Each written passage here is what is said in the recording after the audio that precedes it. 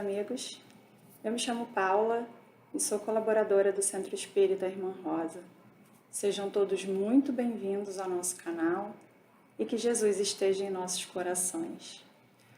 O tema dos nossos encontros do mês de abril é Espiritismo, o Consolador prometido por Jesus.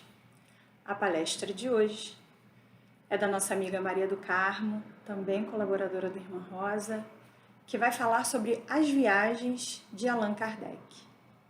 Antes de nós passarmos a palavra a Maria do Carmo, vamos fazer a nossa página e a nossa prece inicial. A página escolhida para o dia de hoje é do livro Ceifa de Luz, psicografia de Chico Xavier, pelo Espírito Emmanuel. A lição é a de número 35 e tem por título Ao Sol da Verdade. Emmanuel destaca o Evangelho de João, capítulo 16, versículo 13. Mas quando vier aquele Espírito da verdade, ele vos guiará em toda a verdade. E Emmanuel comenta: de que maneira vencerá o Espiritismo os obstáculos que se lhe agigantam à frente? Há companheiros que indagam: devemos disputar saliência política ou dominar a fortuna terrestre? Enquanto isso, outros enfatizam a ilusória necessidade da guerra verbal a greis ou pessoas. Dentro do assunto, no entanto, transcrevamos a questão 799 de O Livro dos Espíritos. Prudente e claro, Kardec formulou aos orientadores espirituais de sua obra a seguinte interrogação: de que maneira pode o Espiritismo contribuir para o progresso? E na lógica de sempre, eis que eles responderam: destruindo o materialismo, que é uma das chagas da sociedade. Ele faz que os homens compreendam onde se encontram seus verdadeiros interesses. Deixando a vida futura de estar velada pela dúvida, o homem perceberá melhor que, por meio do presente, lhe é dado preparar o seu futuro. Abolindo os prejuízos de seitas, castas e cores, ensina aos homens a grande solidariedade que os há de unir como irmãos. Não nos iludamos com respeito às nossas tarefas. Somos todos chamados, pela bênção do Cristo, a fazer luz no mundo das consciências, a começar de nós mesmos, dissipando as trevas do materialismo ao clarão da verdade, não pelo espírito da força, mas pela força do espírito, a expressar-se em serviço, fraternidade, entendimento e educação. Vamos orar. Amado Mestre Jesus, querida Irmã Rosa, agradecidos estamos por esta abençoada oportunidade de aqui nos reunirmos para estudar o Evangelho de Jesus, à luz da doutrina dos Espíritos.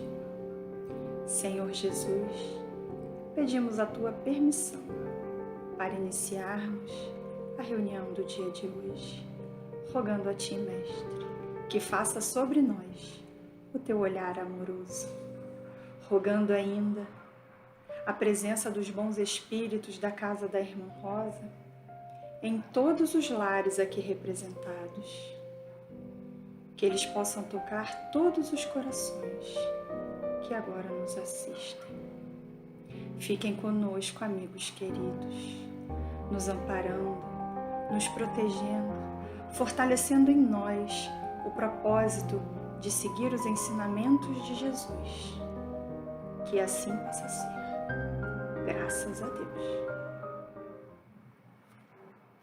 Vamos ouvir a Maria do Carmo. Olá, amigos, companheiros queridos da Casa da Irmã Rosa.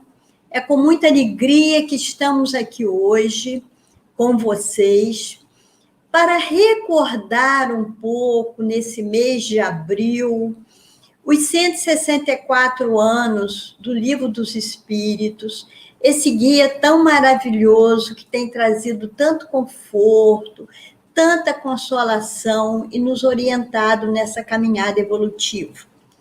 Hoje, nós temos a alegria de falar um pouco sobre a viagem espírita realizada por Kardec em 1862. Mas antes, nós queremos trazer assim um pouquinho da história de Kardec, que todos já conhecem, mas sempre é bom relembrar. A formação de Kardec no Instituto Yverdon, na Suíça, para onde ele foi ainda muito novo, com cerca de 10 anos, foi muito importante para a missão que mais tarde ele desempenharia. Porque lá em Yverdon, na escola dirigida pelo grande educador Pestalozzi, ele tomou conhecimento de alguns fatores fundamentais que o ajudariam muito. Por exemplo, Pestalozzi foi o educador que se destacou porque a sua prática educativa era centrada no amor. Ele tinha um grande respeito pelos educandos e cuidava também da disciplina de modo muito zeloso, mas o centro da sua pedagogia era o amor à criança. E lá, Kardec, dos 10 até os 19 anos, trabalhou e foi assimilando alguns conceitos fundamentais. Por exemplo, Yverdon era uma escola onde não havia preconceito em relação a religiões. Os educadores que trabalhavam lá, e eram assim as principais figuras intelectuais da Europa daquela época, eles professavam diferentes religiões. Havia esse respeito à fé de cada um. Kardec ali desenvolveu também muito o seu senso de pesquisador, com todo o cuidado, com toda a diligência, ele aprendeu a se dedicar à pesquisa e desenvolveu essa questão da investigação.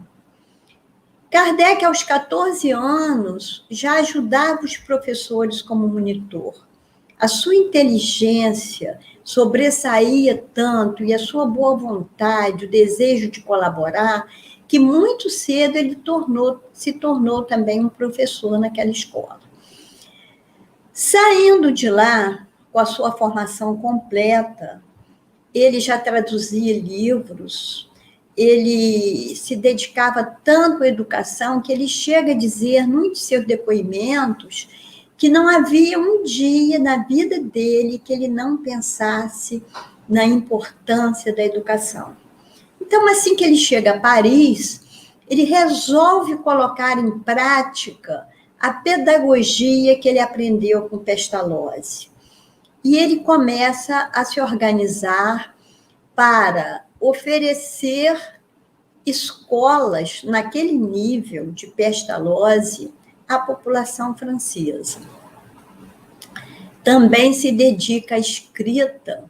Primeiro, ele faz um grande trabalho onde ele sugere a mudança do sistema educacional da França, um trabalho muito elaborado, e escreve sobre aritmética, escreve também sobre gramática, e se dedica muito e publica esses livros, que eram trabalhos muito valiosos. Então, até esse momento, Kardec estava preocupado em divulgar as bases da educação. Mas o tempo vai passando e, como naquela época, nós, quando estamos chegando em torno de 1850, havia nos maiores centros, não só da França, mas do mundo, a eclosão da presença dos espíritos, chamando a atenção para o mundo invisível. E naquela época estava muito em moda as mesas girantes, que todos nós espíritas já ouvimos muito falar e já conhecemos bastante sobre elas. Mas isso não chamava a atenção de Kardec. Ele estava muito ocupado com o seu ofício de educador. Mas ele encontra, em 1854, um amigo, o senhor Fortier, que começa a lhe falar das mesas girantes, desse fenômeno que está tomando conta da sociedade. Kardec se mostra muito cético e diz que não é possível que mesas pudessem dar recados assim, pois elas não tinham inteligência e nem cérebro para pensar, para dar essas respostas. Um ano depois, ele encontra com outro amigo, também que ele considerava muito, o senhor Carlotti, que volta a falar das mesas girantes com muito entusiasmo e o convida para assistir a uma das reuniões. Assim que Kardec começa a participar dessas reuniões, ele chega a uma conclusão muito séria. Ele percebe que por trás daquilo que parecia uma frivolidade, as perguntas eram muito banais, as respostas causavam risos, mas ele percebe que por trás daquilo havia alguma coisa muito séria. O senhor Rostand, assim como o senhor Fortier, já haviam falado com Kardec que eles estavam acompanhando aquele fenômeno há muito tempo e achavam que por trás de tudo estava, olha a expressão da época, a alma dos defuntos. E Kardec começa a se dedicar a essa pesquisa, como tudo que ele fazia, com muita seriedade. E as perguntas vão mudando, porque ele, quando vai para essa reunião, ele organiza uma série de perguntas, agora completamente diferente daquele tom de brincadeira. Perguntas sérias em relação à vida espiritual, ao plano espiritual, em relação à vida futura, à imortalidade da alma, e assim começam as perguntas em outro nível e a espiritualidade também se manifestando a Kardec, oferecendo-lhe todo o apoio para que ele conseguisse analisar, comparar aquelas respostas que eram aquelas perguntas, que eram enviadas para os vários núcleos que funcionavam naquela época em Paris, e aquelas equipes se juntaram a Kardec e pediram que ele coordenasse aquele trabalho. Assim, desse trabalho dedicado de Kardec, sob a supervisão de uma equipe espiritual de alta envergadura moral e sob a coordenação do espírito de verdade, Kardec começa a realizar esse trabalho e no mês de abril de 1857, ele faz uma declaração muito importante. Ele anota em seu escritório à noite que naquele dia, para ele tão importante, estão sendo lançadas 1.200 exemplares do Livro dos Espíritos, que poderiam modificar a sociedade francesa, assim como deveria atingir toda a humanidade. A grande confiança de Kardec na doutrina dos espíritos lhe veio pela revelação da sua missão, que ele levou muito a sério. Ele recebeu várias orientações dos seus espíritos amigos, e ele então se torna o grande divulgador dessa doutrina e se dedica inteiramente todo o seu tempo, toda a sua energia a divulgar essa doutrina. Assim foi que em 1862, 1862, Kardec organiza uma viagem para saber como está o espiritismo nas cidades da França. Ele já havia feito 2 viagens antes, uma em 1860 e outra em 1861. E dessa vez ele aproveita as férias da Sociedade Espírita de Paris, 2 meses, para visitar 20 cidades.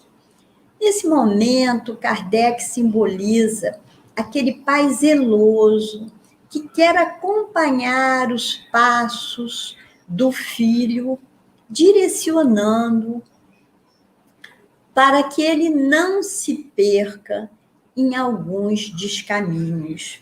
Assim, Kardec quer ver de perto. Ele organiza essa viagem e ele diz que o grande objetivo dele seria instruir e receber instruções.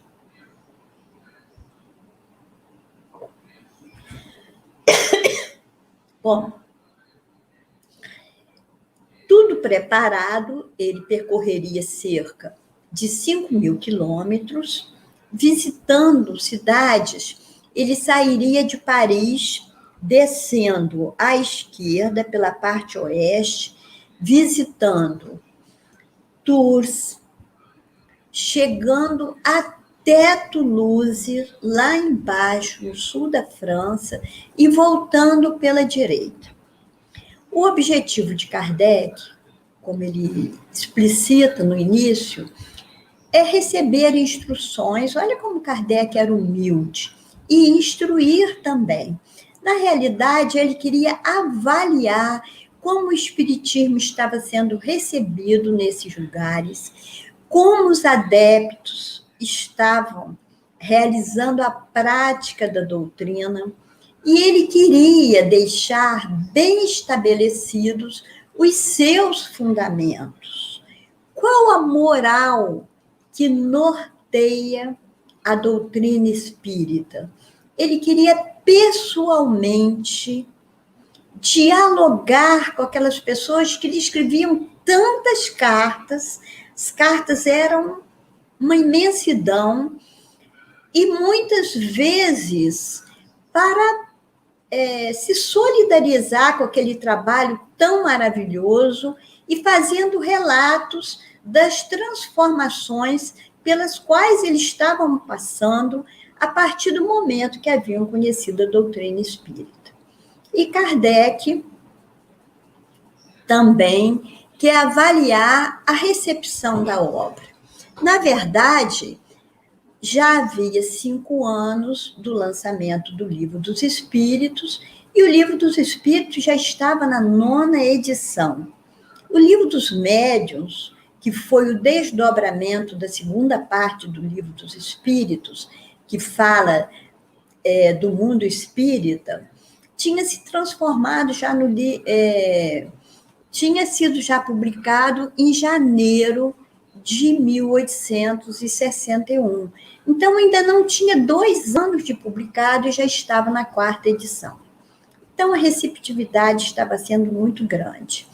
E, nesse período, o jornal A França Literária faz uma pergunta a Kardec. Como é que seriam respondidos os adversários, aqueles que estavam atacando a doutrina espírita? E Kardec, e eles perguntam se a resposta seria dada pela imprensa ou pela tribuna. E Kardec sabiamente responde, pelo desprezo. Nesse momento, Kardec fez uma opção muito importante, porque se ele fosse se deter para responder todas as questões que os adversários lançavam, verdadeiras provocações, desrespeitando a doutrina, mesmo sem conhecê-la, ele perderia um tempo enorme. E ele sabia que não tinha tempo para isso. O seu tempo seria inteiramente para o esclarecimento em relação a essa doutrina. Nesse momento que Kardec está realizando essa viagem, ele conversa com as pessoas que o recebem nessas cidades e toma conhecimento de muita coisa. Por exemplo, ele toma conhecimento e faz contato com médiuns, psicógrafos, naquela época chamados de médiuns escreventes, médiuns desenhistas e escreventes, médiuns videntes, mecânicos. E fiquei muito espantada com isso, médiuns analfabetos, médiuns que não sabiam escrever, mas que escreviam na hora da psicografia. Muito interessante, porque naquela época o espiritismo estava mostrando uma fenomenologia muito grande, porque necessitava realmente de que, para algumas pessoas que precisavam dos fenômenos para acreditar, passassem a dar crédito a essa doutrina tão maravilhosa. Mas o objetivo principal de Kardec era justamente falar da moral que norteia o espiritismo. E nessas reuniões, cerca de 50 reuniões, Kardec falou muito disso. Qual é a moral que norteia a doutrina espírita? Amai-vos uns aos outros, fazei o bem a todos, perdoai os vossos inimigos, não deveis alimentar nenhum tipo de animosidade, de rancor, de inveja, de ciúme, porque a bandeira do espiritismo é: fora da caridade não há salvação. E Kardec conclama os espíritas a gravar essa frase nos locais de trabalho, nos locais onde as pessoas iam estudar, em seus lares e, sobretudo, em seus corações. Porque, dizia ele, o futuro da humanidade está na prática desse fundamento, que fora da caridade não há salvação.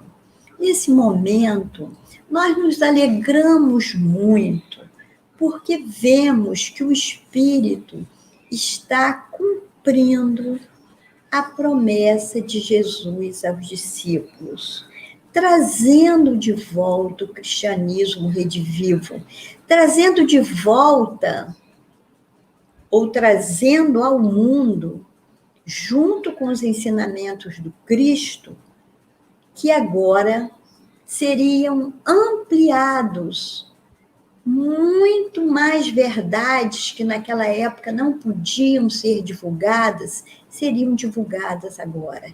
Então, era o advento do Consolador prometido. E quando nós observamos essa bandeira tão bem escolhida por Kardec, nos vem à mente também Paulo, o apóstolo Paulo, que dizia: fora da caridade não há salvação. A caridade é o dom supremo.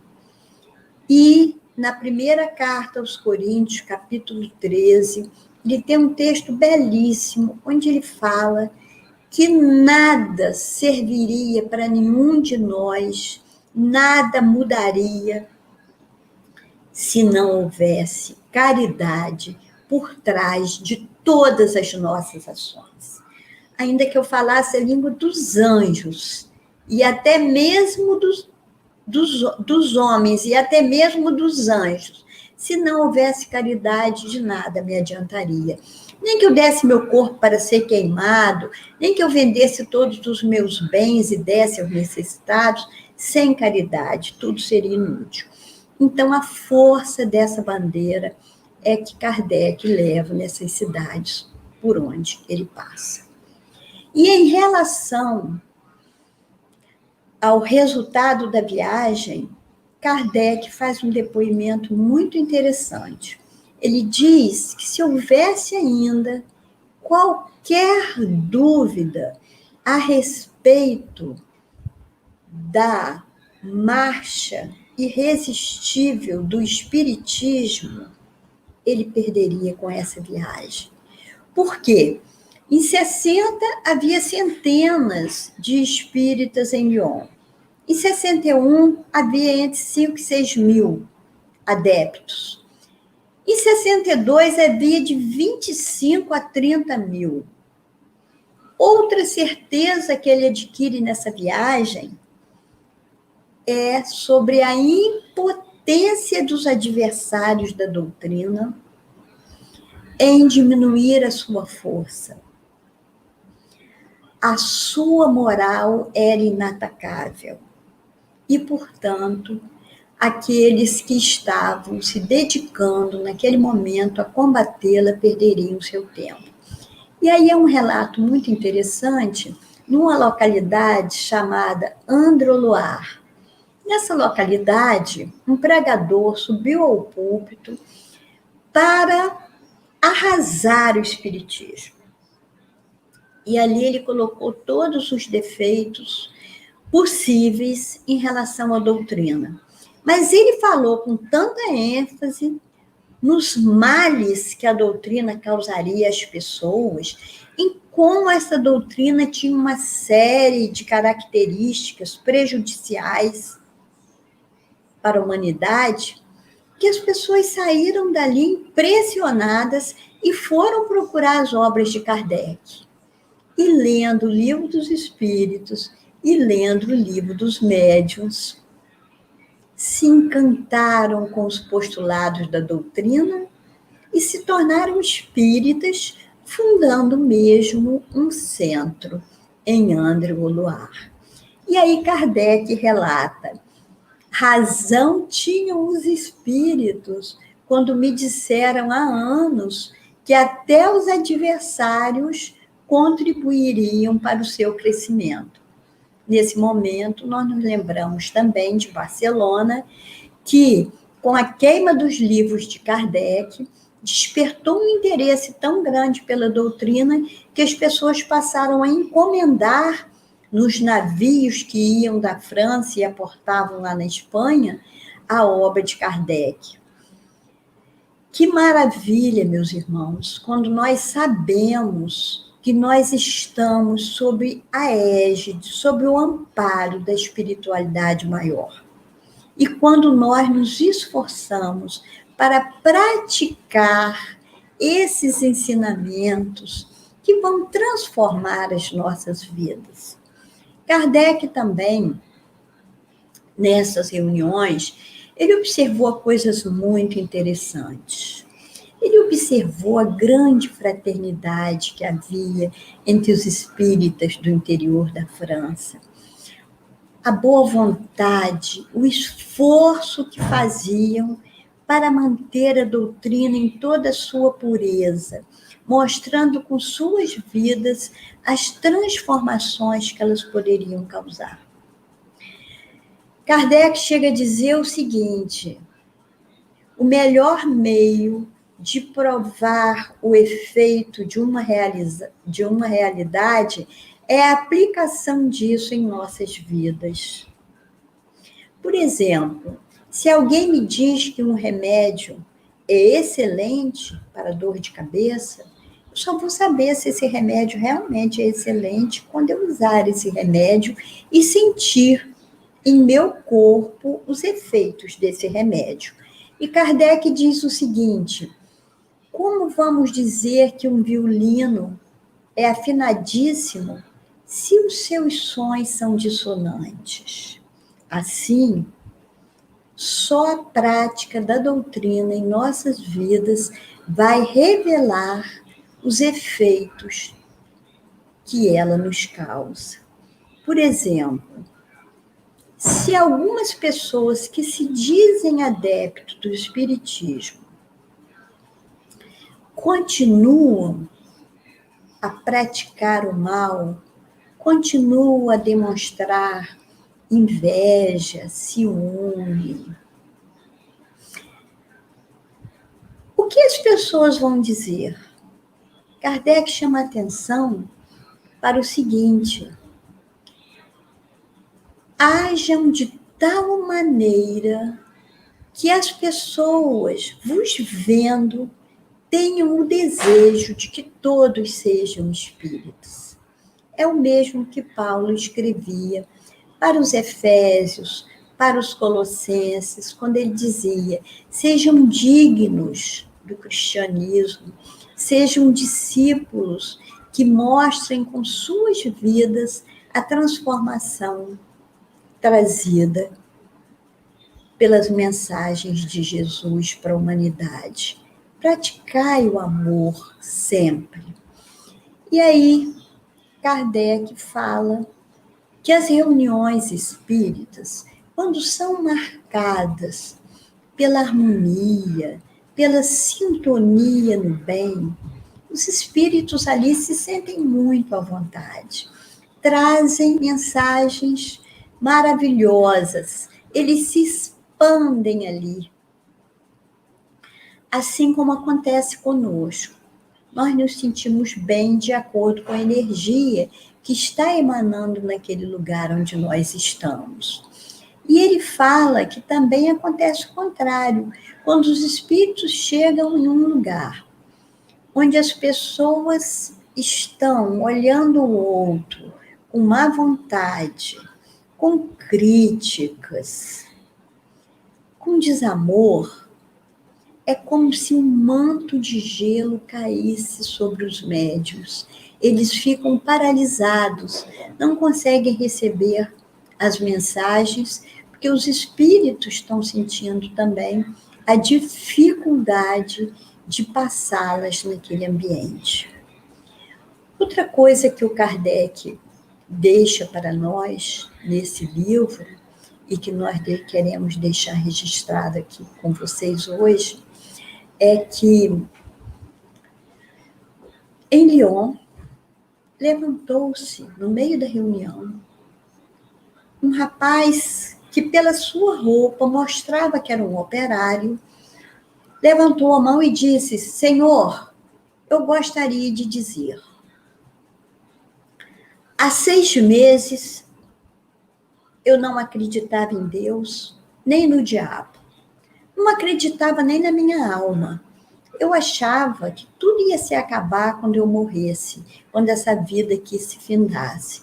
Então, eu não acreditava na justiça de Deus, nas penas futuras, e nem na minha alma eu acreditava. Aí chegou o Espiritismo. Fiquei conhecendo a doutrina. Li, reli, lutei 2 meses e cheguei a uma conclusão evidente. Ali estava a chave para a minha transformação. Eu nunca havia orado. Agora eu oro todos os dias. Eu era irritado e violento. E agora eu trato todos com carinho, com respeito e com o amor que eu aprendi nessa doutrina. Hoje eu sou outra pessoa. E se vocês quiserem saber, perguntem aos meus companheiros que estão aqui comigo na reunião quem eu sou hoje.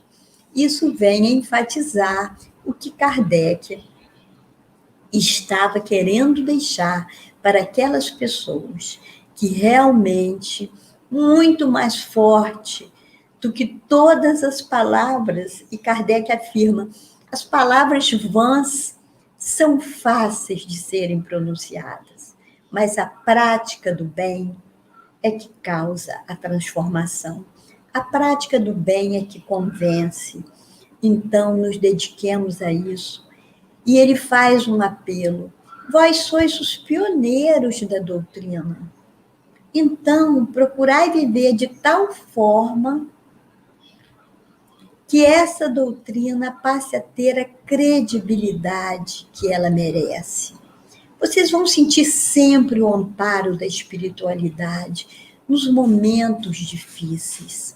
O Espiritismo hoje, ele disse, segue evitando muitos suicídios, consolando, confortando, trazendo resignação, porque agora, com as explicações que nós temos de por que nós estamos sofrendo nessa vida, nós entendemos e nos alegramos em saber que estamos pagando os nossos débitos e preparando um futuro melhor. Estamos a caminho.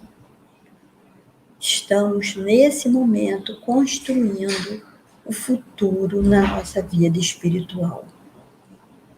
Eu gostaria de deixar com vocês uma conclamação que Kardec fez ao final dessa viagem, porque ela resume todo esse carinho, esse cuidado desse Allan Kardec que nós conhecemos melhor depois de lermos esse livro, As Viagens Espíritas de 1862. Quando Kardec convive com os novos adeptos da doutrina, aprende com eles, esclarece, se enriquece e volta mais convicto ainda da importância da doutrina espírita para a humanidade. E é isso que nós vemos hoje. Ele diz: espíritas, sois os pioneiros da grande obra. Tornai-vos dignos dessa gloriosa missão, cujos primeiros frutos já recolheis. Imagina hoje quantos frutos já temos, né? 164 anos depois. Pregai por palavras, mas, sobretudo, pregai pelo exemplo. A exemplo dos apóstolos, fazei milagres, pois Deus vos deu o dom. Não milagres para ferir os sentidos, mas os milagres da caridade e do amor. Sede bons para com vossos irmãos. Sede bons para todos, principalmente para os vossos inimigos.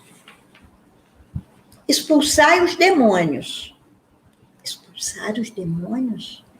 Hoje, nós espíritas, mas Kardec esclarece, os demônios têm tantos por perto.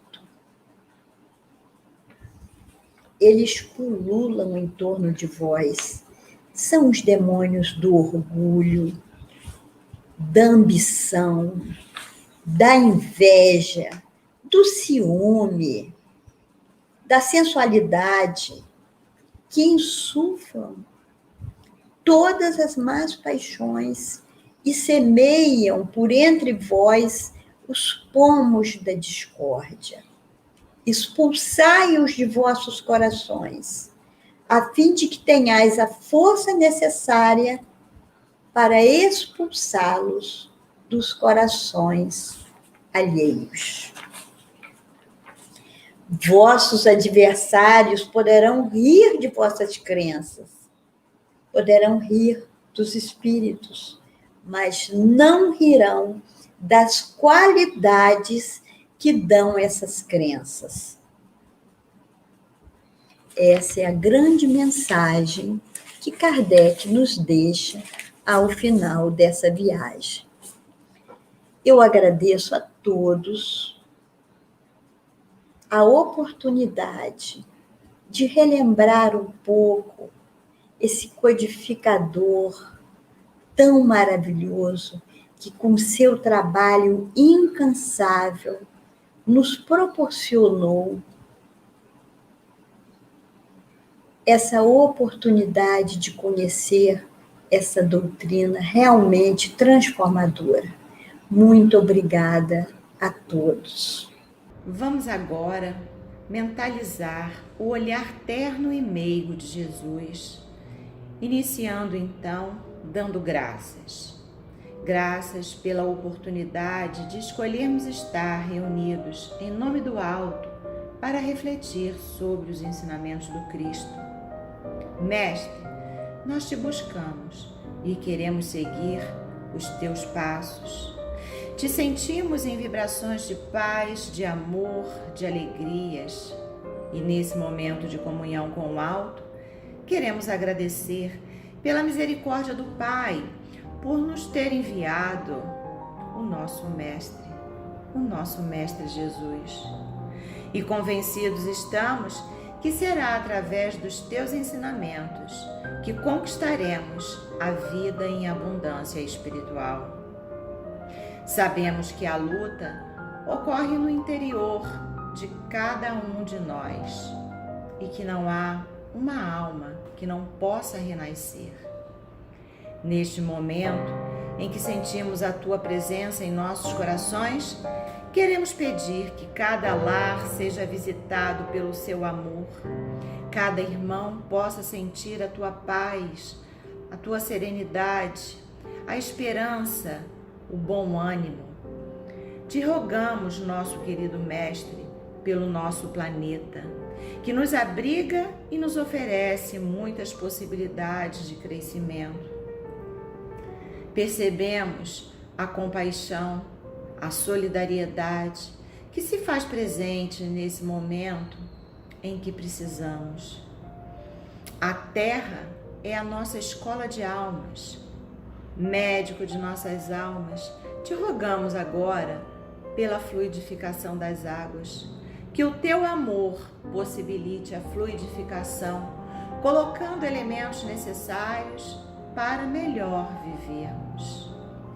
Chegando agora à finalização, agradecemos por esse momento de paz, de conforto espiritual, por esse alimento da alma que recebemos e que essa sensação permaneça dentro de nós e que junto a ti, querido Mestre, queremos seguir nessa caminhada evolutiva.